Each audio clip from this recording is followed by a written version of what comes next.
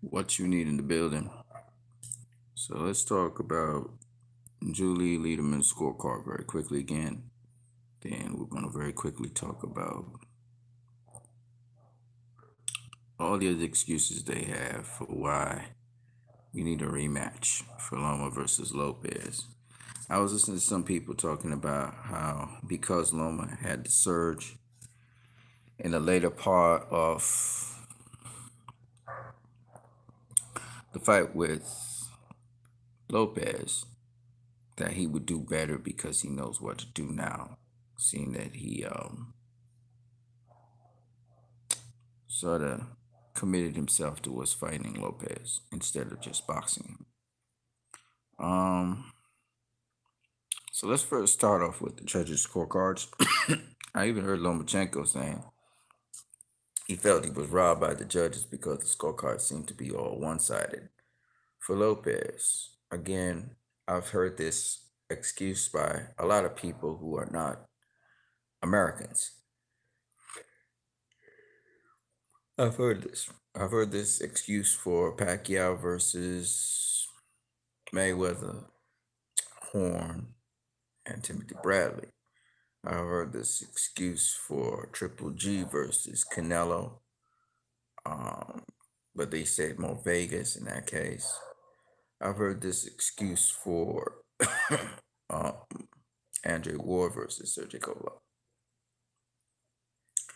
Personally, however, I believe it's just an excuse on Loma's point because Loma knew he was losing the fight. He knew he had to get a knockout to win. He must have known that because he knew he lost at least 6 rounds of the fight early on. So, in order to win this fight, win it, not draw, win it, he would actually have to knock down Lopez multiple times or get him out of there. And that's what he was going for. Um, Through the different rounds, he got more and more aggressive and selling out more and more till he reached the 11th round. And he really went for broke. Um, if you look at the end of the fight, goddamn, oh man, it's not good. No, no. If you look at the end of the fight, anyway, um,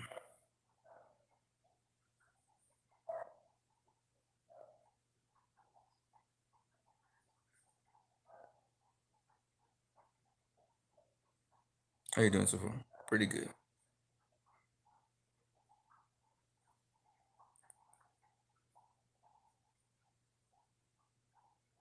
Anyway, if you look at the end of the fight, right?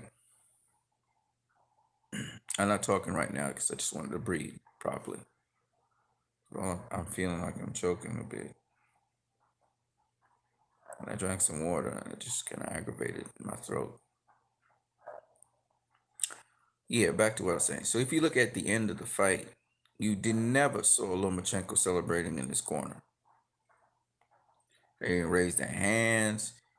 Teofimo Lopez ran and jumped up on the ropes. Ropes in the rope corner. And he was celebrating. Lomachenko was not doing any such thing. He went to his corner, he was talking to his corner, and that was about it. Lomachenko behaved as if he lost the fight.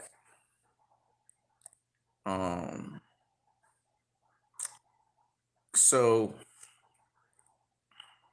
why would you behave like that, first of all? And second of all, let's get to the judges. Because I was listening to Marcus Vegas as he's talking. I'm really like choking a bit. Like here's not hurting or anything, but it feels liquidy, a kind of liquidy way, and it feels like if I breathe bad, I'm gonna actually choke myself, and I have to cough to not choke myself. And I'm feeling this now for a good minute, like I aggravated my throat or something. But I believe that happens when you dehydrate. I don't seem dehydrated here. Sometimes you're dehydrated at your throat, and you can get irritation and that kind of thing. How you go sleep? Okay, so anyway, so let me again address Julie Lederman's scorecard. Let me also address Steve Wisefield's scorecard. Okay, and then we also had Tim Cheatham. Now Tim Cheatham had it like most people had it, which was a scorecard of 8 rounds to 4, 116 to 112. Most people had 8 rounds to 4 because they felt that Teofimo Lopez, like Tim Cheatham, got the first 7 rounds and then they got the 12th round. Steve Weisfield, he had it 8 rounds to 4.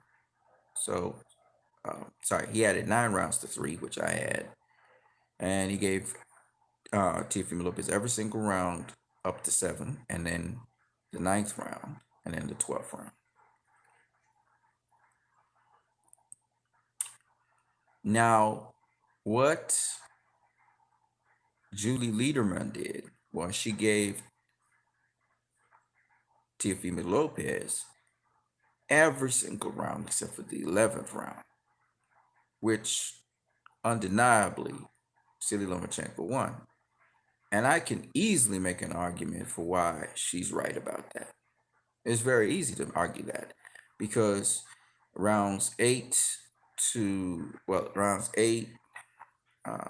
11 were swing rounds, right? So, well, you can exclude round 9 if you want to, but definitely round 8, 10, and 11 were swing rounds. Those 3 rounds were swing rounds. No, rounds 8 and 10 were swing rounds.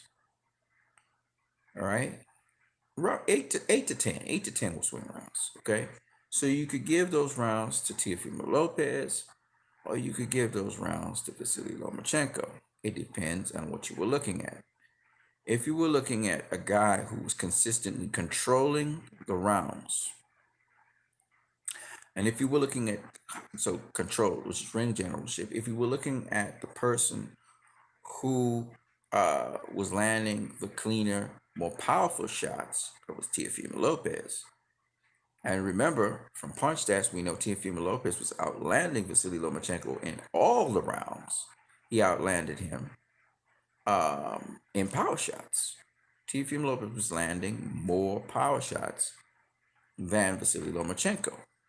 So if you even whitewashed the whole fight and you didn't even give Lomachenko the 11th round because Teofimo Lopez landed more power shots than him, even in the 11th round, I can't necessarily dispute it with you.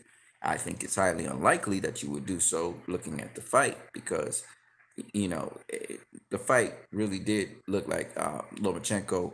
He did a lot better in the 8th round than he did in the 7th, 6, 5, 4, 3, 2, 1. Okay? If you give him the 8th round, which you could do, but I could see how Julie Lederman said that wasn't convincing enough because Teofimo Lopez controlled the round. He was the ring general. He was landing the harder shots more frequently throughout the round, not just in portions of the round and spurts. So it depends on how you're looking at it, right?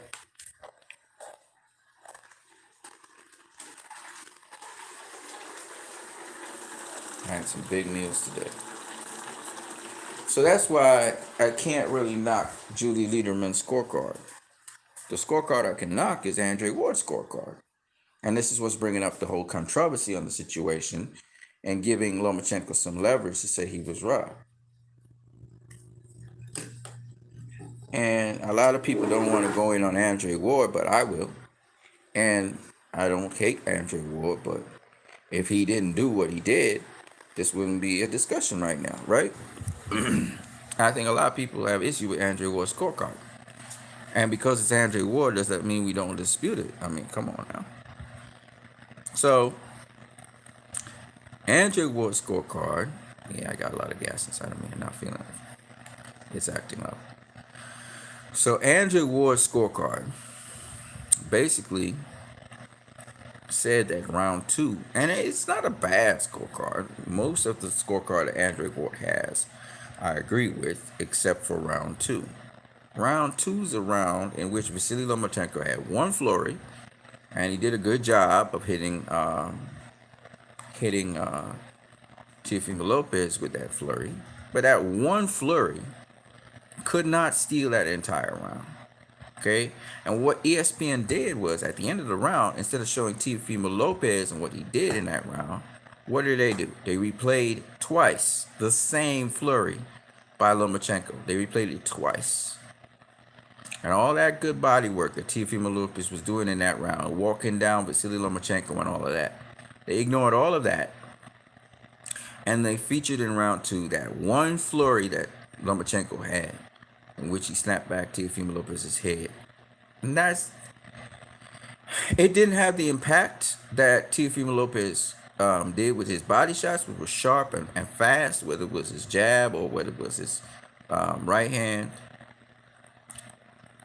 And I felt that just could not, I don't care what anybody says, that could not win Teofimo Lopez that round. Okay. So I don't understand how Andrew Ward got round two for Vasily Lomachenko. None of the judges did, which shows that they were consistent with that. Most people didn't. So where did Andrew Ward come up with that idea, unless he was fixated on seeing Vasily Lomachenko perform as Vasily Lomachenko? Even guys who were rooting for Lomachenko didn't give that round to Lomachenko.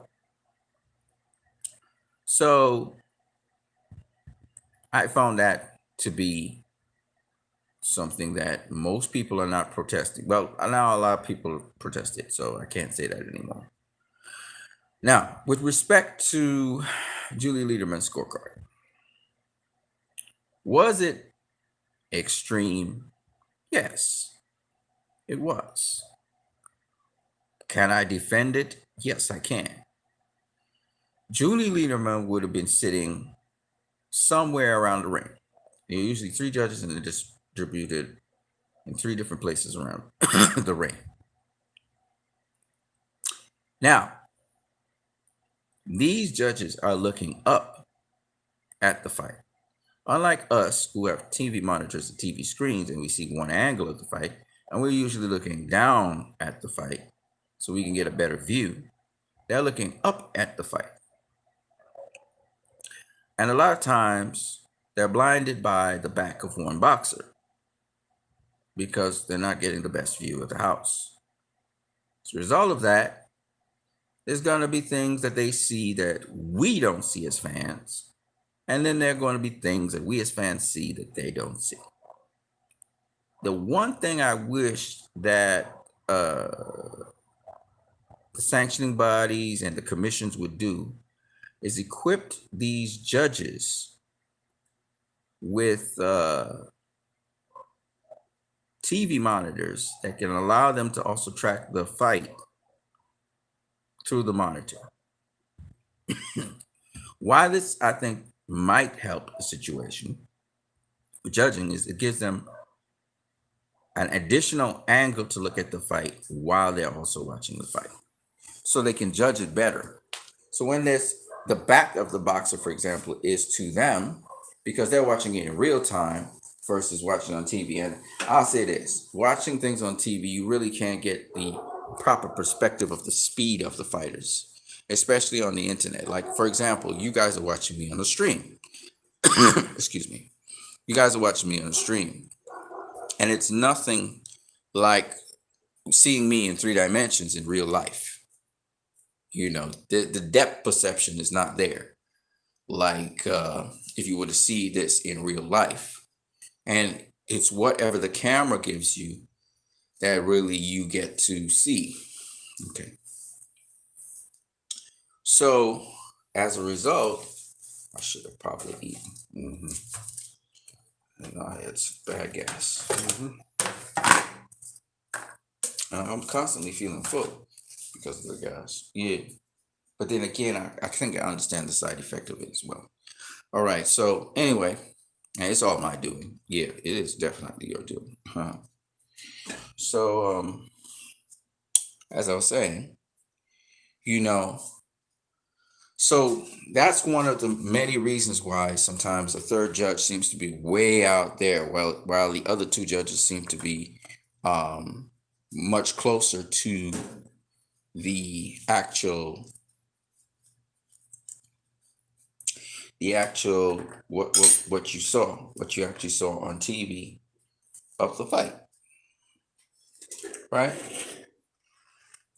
One judge seems to always have the sort of a weird angle. Now it also leads up to corruption, where a judge can make an excuse for why they judge the fight, and there's also corruption involved. But I think in this case, Julie Lederman is a very competent judge, even though I heard she has had some pretty bad calls of late. So, but generally speaking, she's a very good. Adelaide Bird's another excellent judge. Generally, these women, judge very well. I don't know why. Sometimes the scorecards are so wide, but I can see why Adelaide Bird or Julie Lederman might have a scorecard like that, especially seeing the same thing. When you look at it, Teofimo Lopez did outbox, and he basically had control of the fight from beginning to end. He not only outboxed Lomachenko, but from punch stats we see he actually also outlanded Lomachenko in terms of power shots. So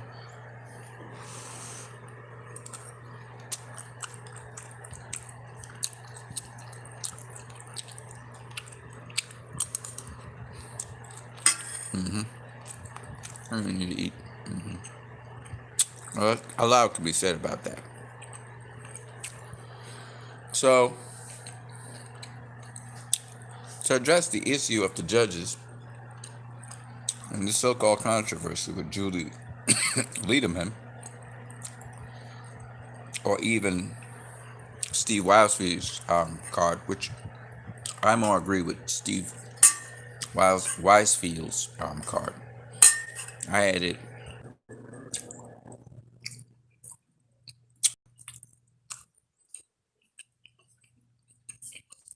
I think that the scorecards were not wider than I thought they were. I thought it was much more well contested from rounds 8 onwards. It was a well contested fight. But I thought the control of the fight happened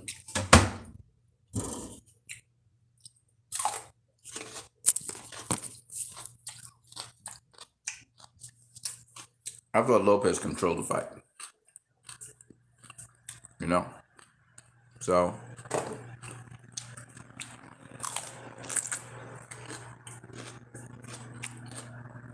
a highly contested fight.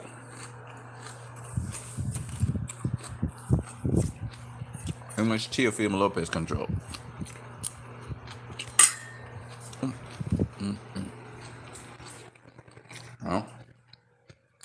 Now,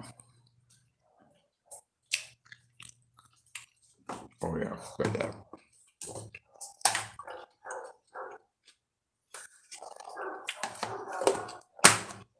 Having said that, people are talking about rematch.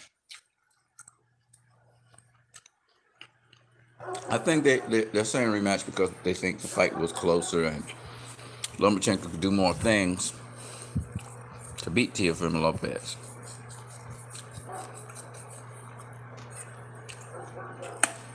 First of all, it's not deserving of a rematch. That fight is not deserving of a rematch. That's the first thing. But for all these haters and Loma fans who believe in Loma, and they're all about, oh, this young kid, he couldn't have just outboxed Loma. They're still in disbelief like that. And so they want to give Loma a second shot to show that, or definitely he would win the fight if he had a second chance at it. Because that's basically what's going on. People are like, no, Loma's too good for this. Tia couldn't just outbox him.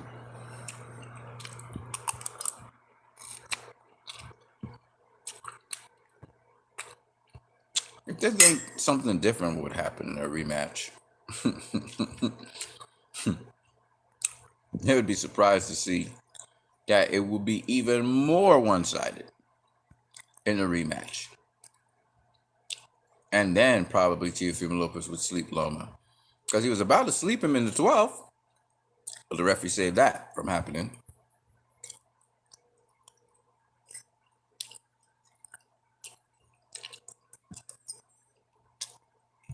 You know?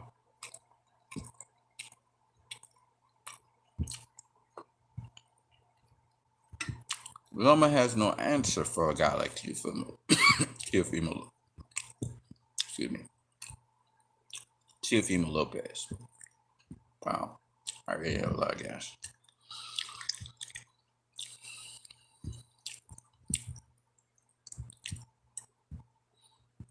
He does.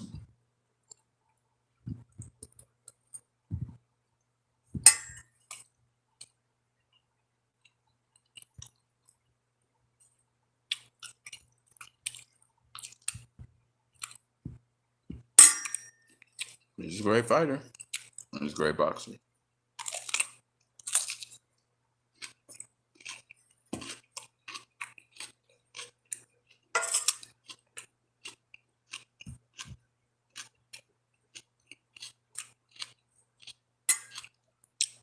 I think he's best served going down to 130.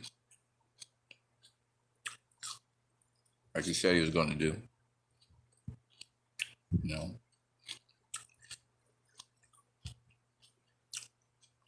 Maybe down there he could be undisputed. And in doing so, he had to bounce up Shakur Stevenson.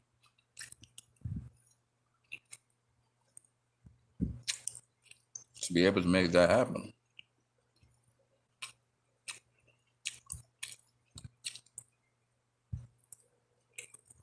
Shakur's another one of those special fighters, man. Shakur would love that opportunity.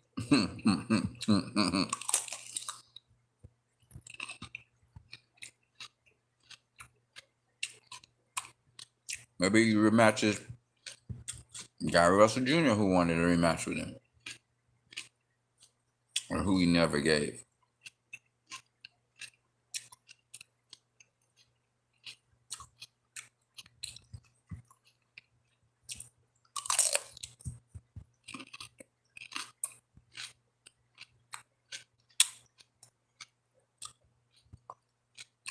And Gary come up to super featherweight.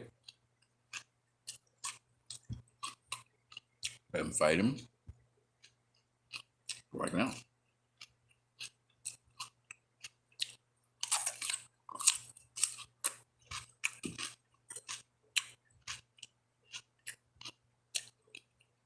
No.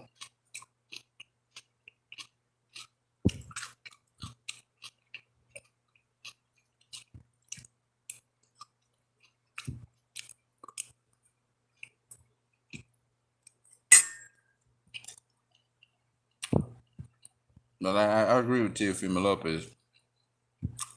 Right now,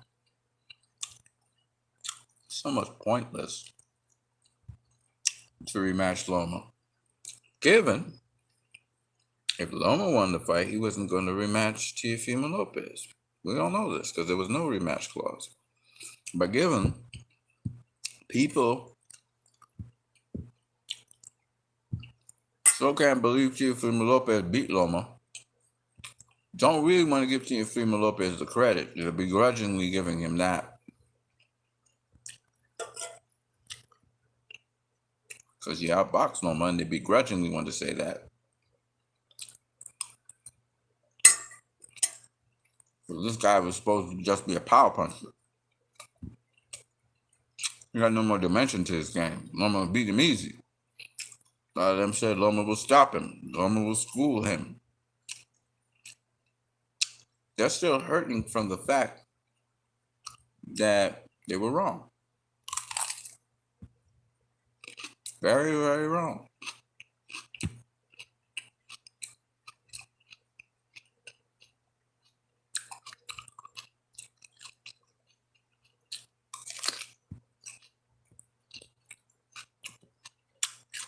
Loma is hurting from the fact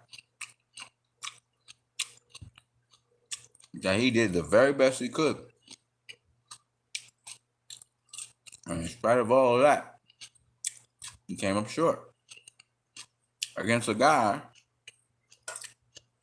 who he thought was good, but he thought he had a game plan for. He thought he saw the floor in Teofimo Lopez.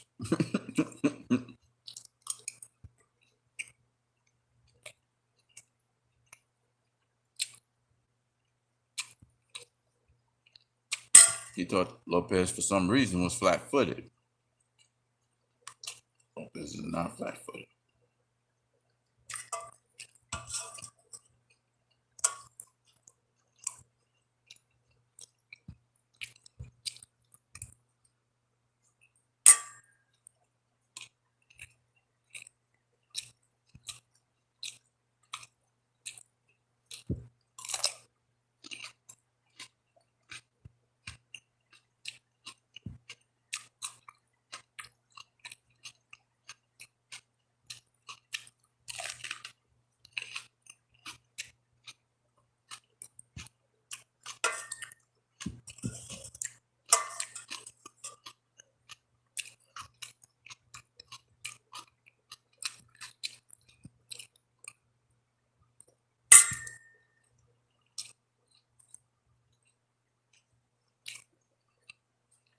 So they want a rematch.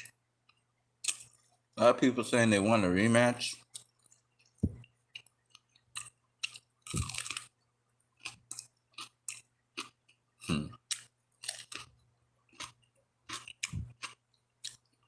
Can't accept the fact that they lost, that they were wrong. That's why they want a rematch.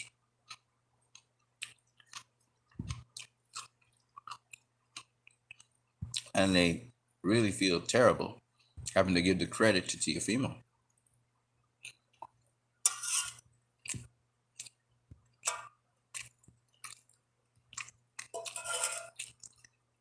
They can't let it go.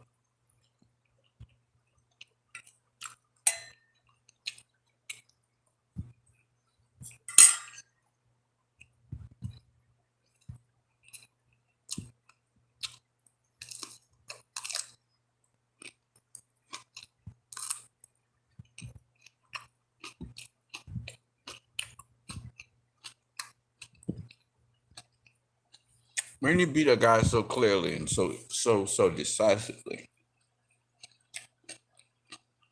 why do you need to give him a rematch?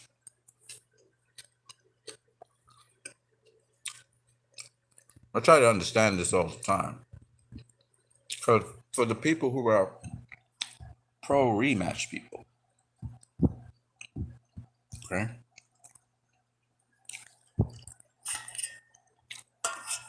You expect the guy to do better the next time?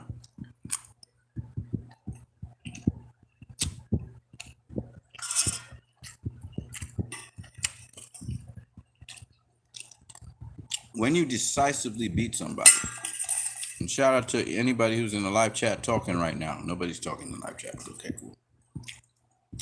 Answer this question for me. Help me understand, fans. You decisively beat a guy.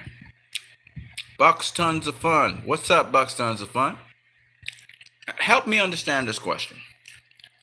A guy is decisively beaten, okay? People are calling for a rematch, right? Help me understand this. Why does this guy owe the other guy a rematch?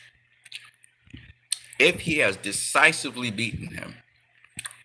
Now, given, let's say the other guy works his way back up, and somewhere down the road, they have a rematch because the guy worked his way back into a mandatory position. To have one, I can understand that. I mean, the guy proves himself by beating other guys that he's capable of beating this guy. I can understand that. But help me understand why there's no rematch clause, because it was assumed that Lomachenko,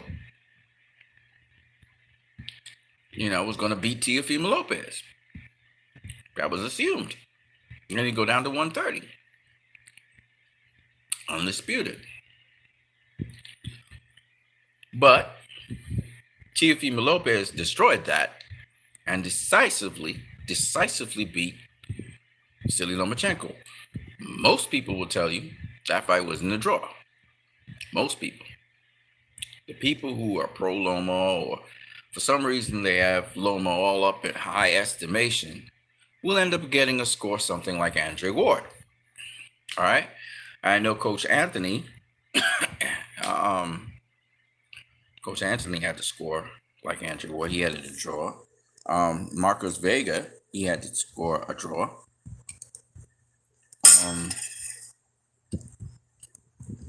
This guy didn't score the fight, but he said it looked like he thought it was a draw. Now, I personally don't understand how it could ever be a draw. All right. Just based on 3 factors. 1, the 4 boxing criteria that fights are judged by. One of that criteria was ring generalship. And the ring general throughout this fight, Teofimo Lopez. At no time did Lomachenko become the ring general of the fight. He was the ring general in spots, but he never controlled the fight. All right, okay?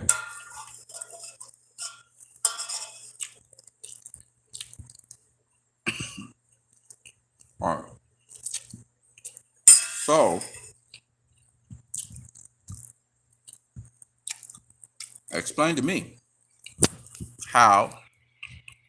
I said 3 points. The second one is consistently round by round, Teofimo Lopez outlanded and outthrew Lomachenko in terms of power punches. He outthrew and outlanded Lomachenko.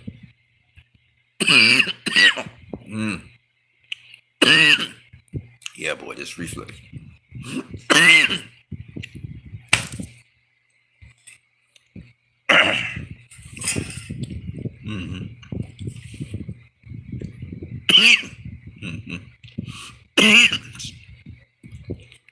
You're trying to be super nasty on me.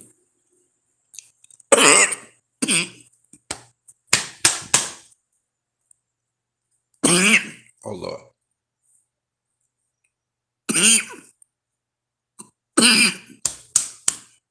Damn.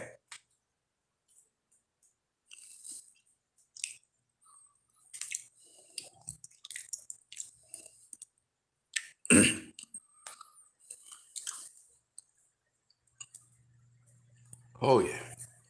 Feeling it now? All the gas is up here. Wow. Super nasty. Super nasty. Irritation in the back of the throat.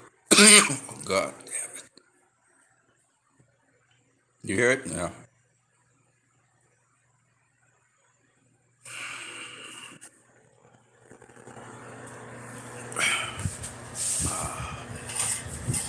Mercy.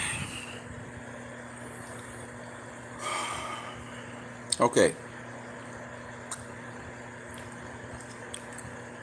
That's acid reflux, people. And it's evil. It can give you throat cancer. It can cause all kinds of problems. It can cause heart disease, all kinds of problems.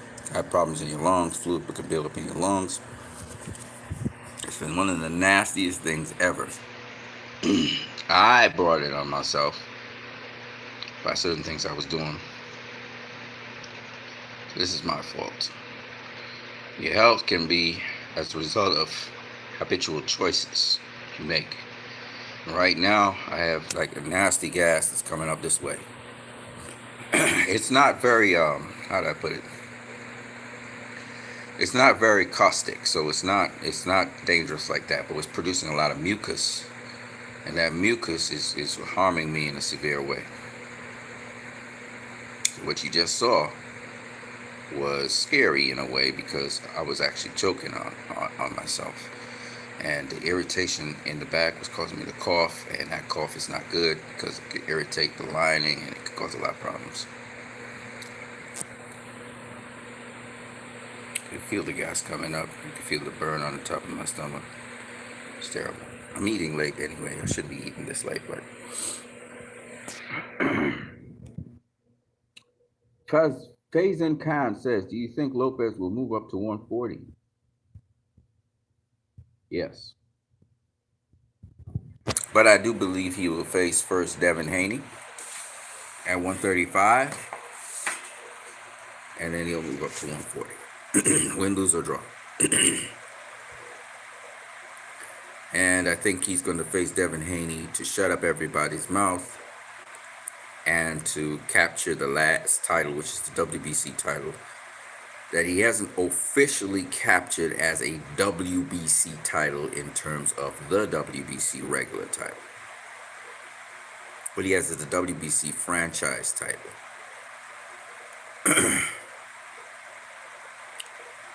So to kind of clean it up and just make sure everybody believes he's undisputed, even though, according to Mauricio Suleiman,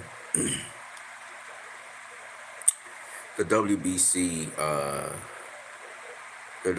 franchise title is supposed to be superior to the WBC title. Kind of like the WBA Super Champion title, or Super title, takes precedence over the WBA regular title, where it's present similarly. But, the thing about the WBC franchise title, which I don't really respect, is they keep on changing the definition. So I don't really respect it. But I think what he wants to do is say, okay, I got the WBC regular title. So the normal definition of undisputed is getting all the titles. I'm gonna get all the titles, officially and unofficially. I respect him for that, and I think he's going to try and do that against Devin Haney, which is a much tougher. It's much tougher competition than Vasily Lomachenko. Vasily Lomachenko is more decorated, but there's a lot of things that go into play here. Devin Haney's a young gun, like Teofimo Lopez. They've sparred before. Teofimo Lopez knows Devin Haney is the goods. No matter what he's saying, it's just trash talk. He knows that Devin Haney is the real goods, and so it's something that, if it happens, I'm definitely going to be a big fight, and it's something to look forward to if it does happen. I'm not going to pick a winner in that one. I don't know who's going to win. That's between them young guns. Faison Khan says, who do you think would win, Haney or Lopez, if they were to fight? That's what I'm saying. I can't pick a winner, bro. I don't know. That's between those young guns.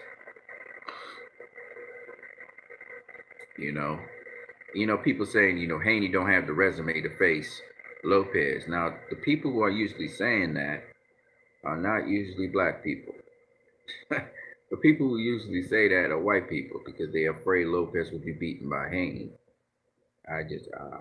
Honestly, I don't see what they're talking about. I don't know if Haney will beat Lopez, and I don't know if Lopez will beat Haney. I can't say. And that's what's fun about it. I would like to see them rumble. I love to see them rumble. That's a 50-50 fight. I don't know who's going to win. Honestly, You cap, brother. I see that. We got to get that gas out. I got to eat some more, so I'm going to eat until that gas come out. It might come out up top, though. We'll see. I don't know. We'll see. So, I'm talking to you guys. It kind of irritates my vocal cords because they're vibrating. But I'm gonna keep on talking this here. You guys can keep on asking questions, so feel free to ask questions. Feel free to discuss. I love when you guys talk because it's great. I mean, I'm sorry, it's just my voice you guys hear, and I would love to hear you guys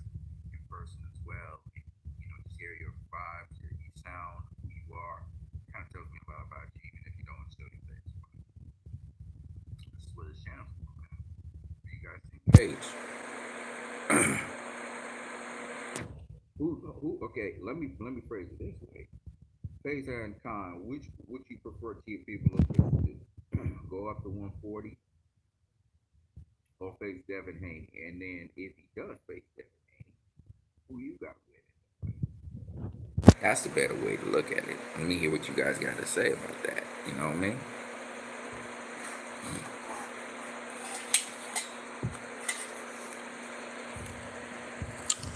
Yeah. So I just wanted to address that because a lot of people are talking about,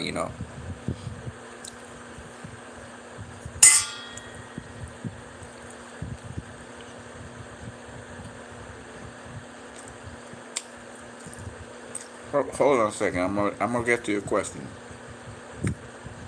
Bucks Tons of Fun. Bucks Tons of Fun said, "Ooh, man. Any predictions on Spence versus Garcia?" I got Spence winning. Unanimous decision. Never saw Garcia ever get dropped or stopped, so I don't think Spence is gonna be able to do that. Garcia's a strong guy.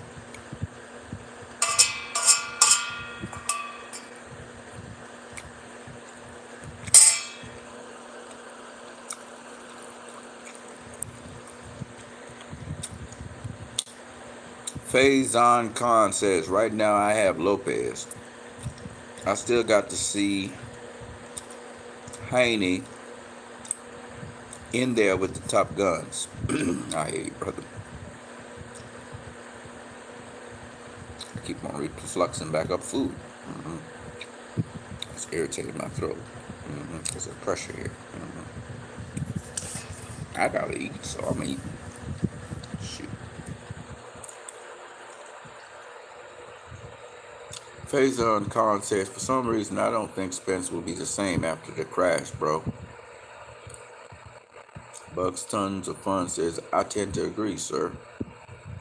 Okay, so here's the thing. Y'all was saying the same thing about Lopez with Lomachenko.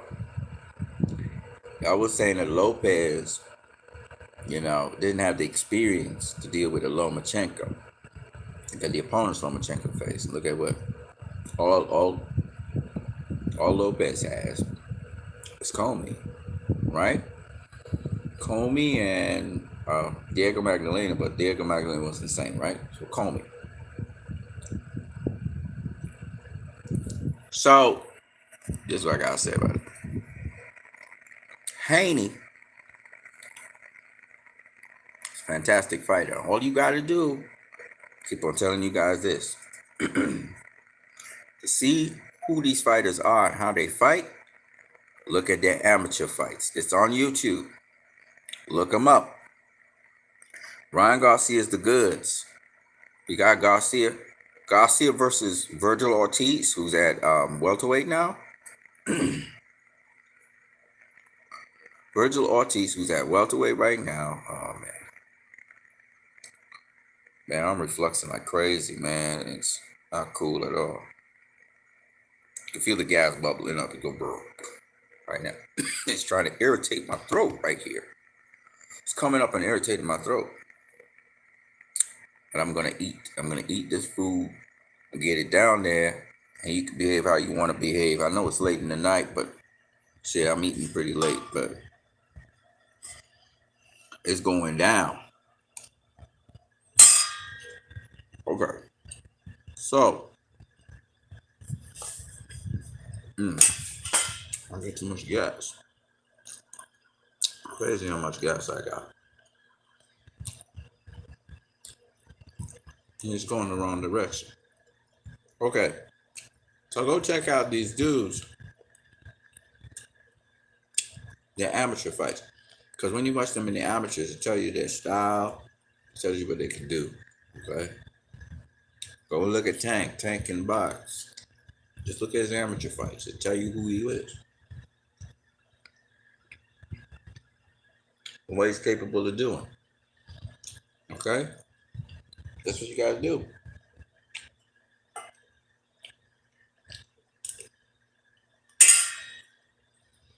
All right. So, Errol's been sparring. Errol's been sparring and he's sparring people. Okay? So, he's taking punishment, he's taking punches, etc., etc., etc. And his body's holding up. So, I don't have a problem with Errol. God has been good to Errol. Errol should be dead. So with that mandate behind it, that God allowed him to live to be a light in the world, I don't question Errol. Terrence got shot in his head. God allowed Terrence to live. I don't question Terrence Crawford. A bullet went through his head. He should be dead. God allowed him to be alive for a reason. Errol is alive for a reason. So, I don't really question whether Errol will win this fight or not. I believe he's going to win against Danny Garcia. Is Danny Garcia a threat? Danny Garcia is more a threat now than he's ever been in his career. He's hitting harder than ever. He tracks down fighters who try to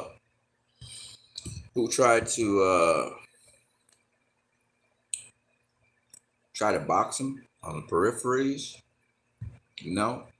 Cuts off the ring really well now. I looked at his last fight against Adrian Granados. How he tore up Adrian Granados, you know what I'm saying? Danny's a beast now. He's bigger, he's stronger, and he's harder hitting.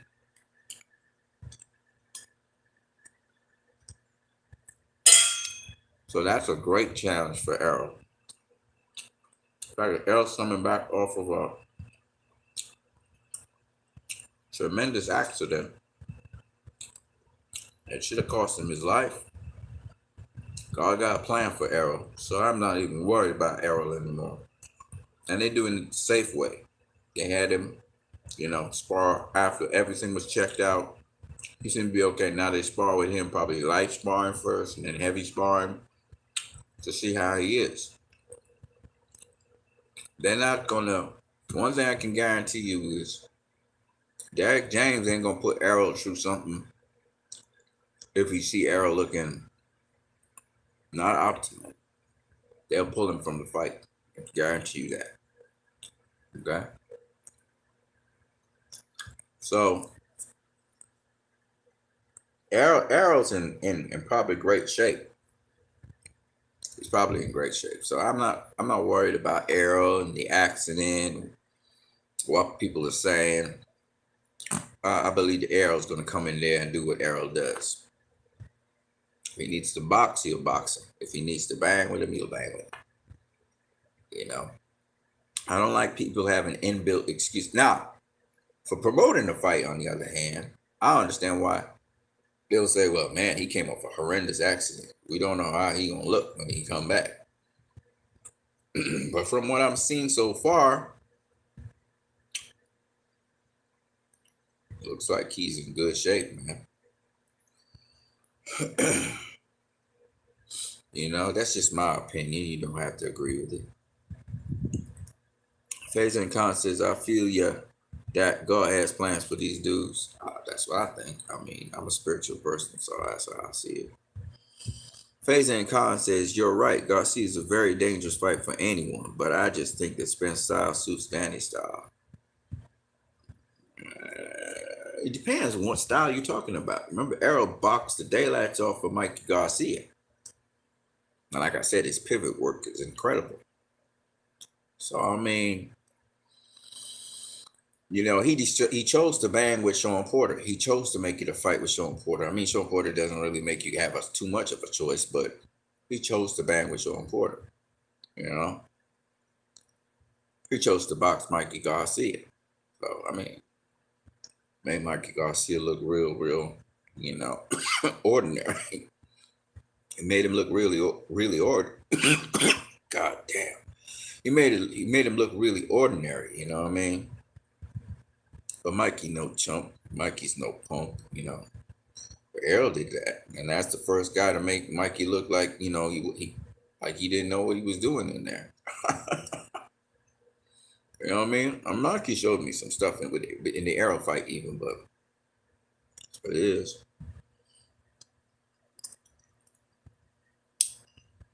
Fraser Khan says he should have knocked.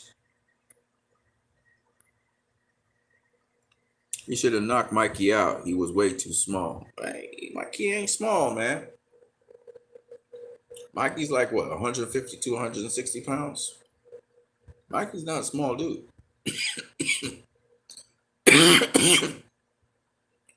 Fight night, I'm sure Mikey came in like 160, 150 something. You know what I mean? Air came in like 150 something, 160. They're about the same weight when they came in. Mikey came up in weight, if you want to say that. But Mikey been sparring much bigger guys than Errol.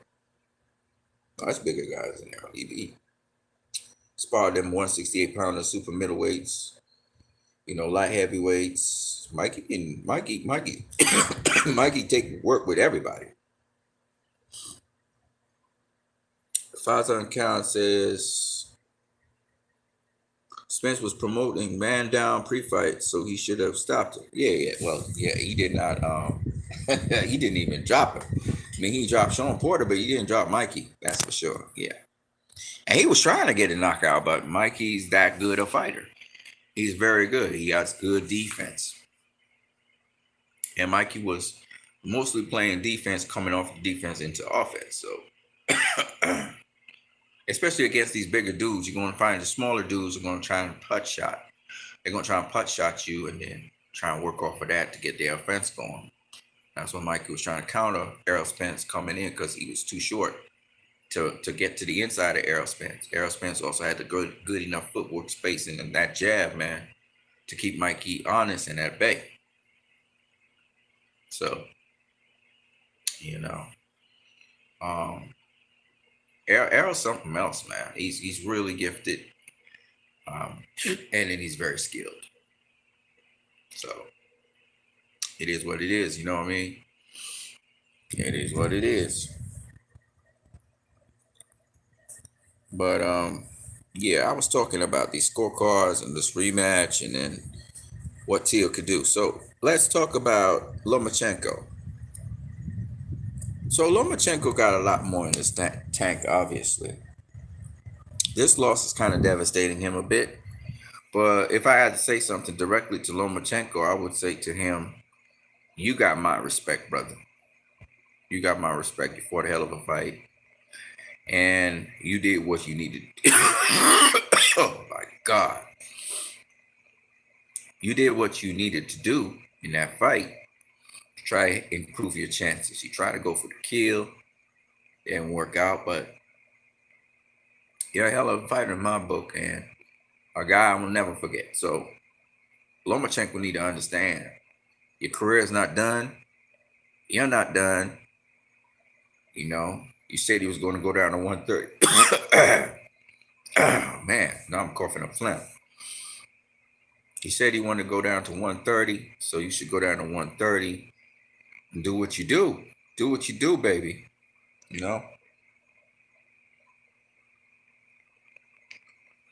Reflux is a nasty thing, bro. It could really. My talking is only irritating it more. So I stopped talking and just breathing.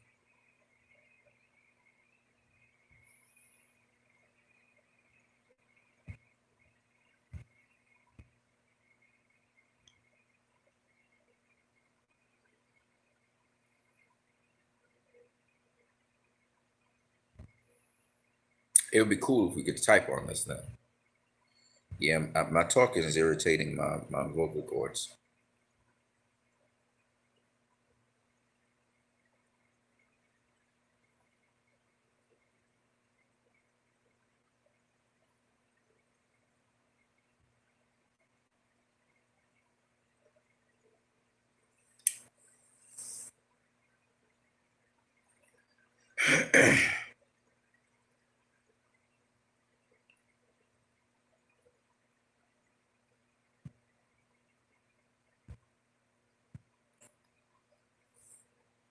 Okay, so you asked me Wilder versus Fury. Do I see a point in the third fight?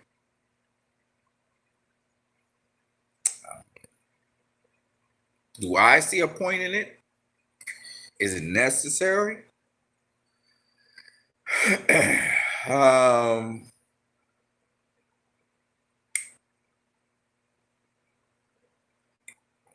I mean, this is the reason why I would advocate for a third fight. Wilder was supposed to rematch Fury as as the rematch clause was there, and he executed it. Time ran out on both of them because of COVID. So as a result of that, I think the follow through should be that they should rematch each other because COVID kind of got in the way of that. So that's what necessitates a third fight.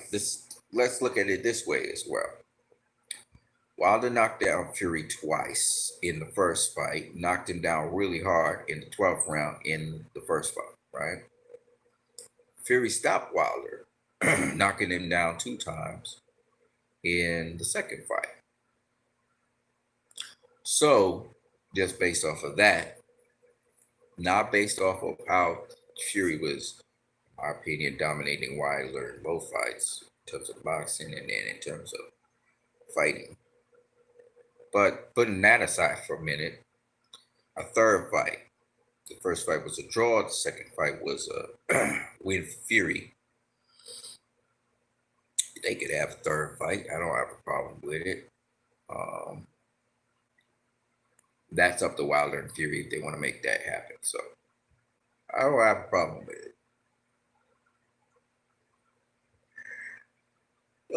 Who would win? Who would win? I don't know. I favor Fury to win third fight because he did well in the first two. Didn't get the decision in the first one. Made sure he got the decision in the second. He knows.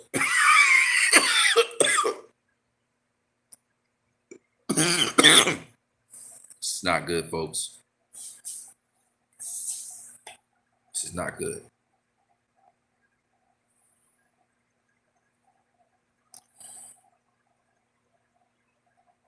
I haven't had this kind of experience in a long time.